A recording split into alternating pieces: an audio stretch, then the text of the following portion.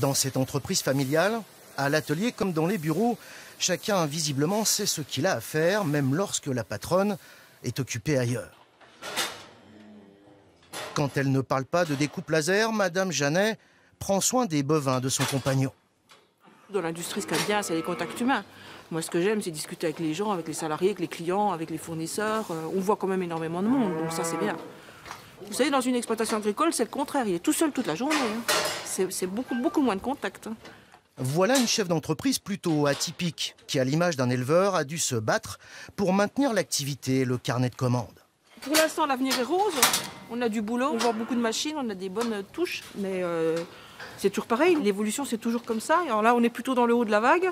J'ai toujours peur de la redescente. Chez elle, pour réussir, on compte sur la créativité des salariés, mais on a aussi changé l'organisation du travail. Et ça, c'était la mission de Monsieur Parti. Lui, il vient en aide aux entreprises de la région qui ont parfois des réveils douloureux. La méthode s'inspire du géant Toyota. Et ce que Monsieur Parti a fait chez Dimeco, il est en train de l'appliquer chez son voisin Sopil, là encore une société familiale. Nous ne pouvons pas plaquer un modèle d'organisation qui vient d'une grande entreprise. On est obligé de prendre leur histoire, leur façon de travailler et d'appliquer les principes pour permettre vraiment de faire quelque chose d'adapté et de tailler pour cette entreprise-là. Chez Sopil, on découpe des petites pièces pour la téléphonie ou l'automobile. La concurrence est rude, alors ici, on a adopté ce concept qui vise à produire plus et à travailler mieux et que symbolise ce totem. On a besoin d'être aidé parce qu'on n'a pas les compétences. On est loin d'avoir toutes les compétences. Et souvent, dans une entreprise familiale, on a les compétences techniques, mais on n'a pas souvent ces compétences d'organisation.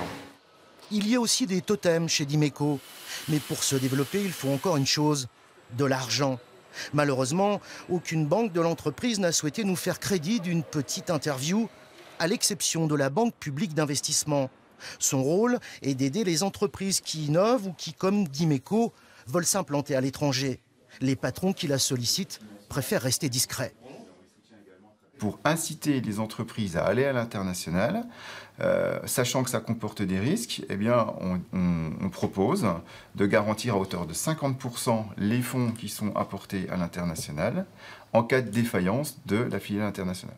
Une conversation enrichissante où l'on apprend que nos PME de l'industrie sont confrontées à un curieux problème. Actuellement, sur le secteur industriel, ce qu'on va constater, c'est que les carnets de commandes sont pleins.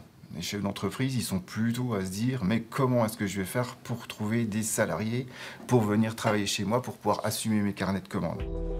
En pleine crise économique, les Français qui ont joué du coude à l'export sont en train d'en récolter les bénéfices.